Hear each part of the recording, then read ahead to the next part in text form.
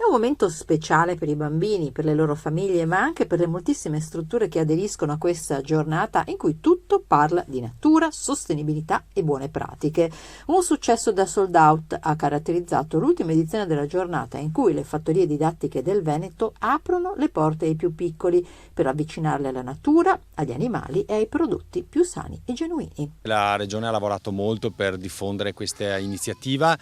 e in circa 20 anni siamo passati da 60 fattorie didattiche a oltre 400, quindi significa che questo lavoro è stato percepito anche dalle aziende agricole, ma soprattutto dalle famiglie e dagli insegnanti, che ringrazio per il lavoro che svolgono loro e tutti coloro che all'interno dell'azienda agricola non lavorano per poter permettere ai ragazzi di capire come funziona questo mondo, ed è importante perché ci mantiene, diciamo, vicini e concentrati a quelli che sono un po' i nostri costumi, usi e tradizioni, e questo serve anche per rimanere, come dico io, un po' con i piedi per terra, no? Molti bambini non sanno come funziona una fattoria, non sanno da dove viene il latte, non sanno l'uovo da dove esce, quindi insomma è un momento per poter mettere i bambini a contatto con la realtà. Ogni fattoria didattica ha avuto la possibilità di proporsi come un luogo di benessere e di incontro adatto alle persone di tutte le età, organizzando attività e percorsi didattici per bambini, famiglie e cittadini,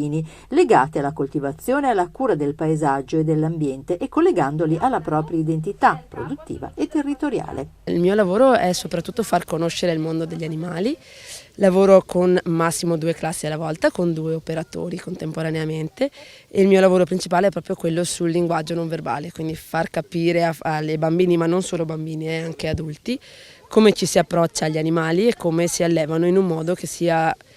sostenibile per me, ma sostenibile anche per loro, e dall'asilo fino agli anziani, passando per tutte le categorie di età. La giornata aperta di ottobre è stata anche l'occasione per presentare la seconda edizione del concorso Fuori Classe, il concorso per le scuole che la Regione intende continuare a sostenere per stimolare la coprogettazione docente-operatori di fattoria didattica nella ideazione e diffusione di progetti realizzabili e replicabili sul territorio regionale nell'ambito dell'insegnamento dell'educazione civica.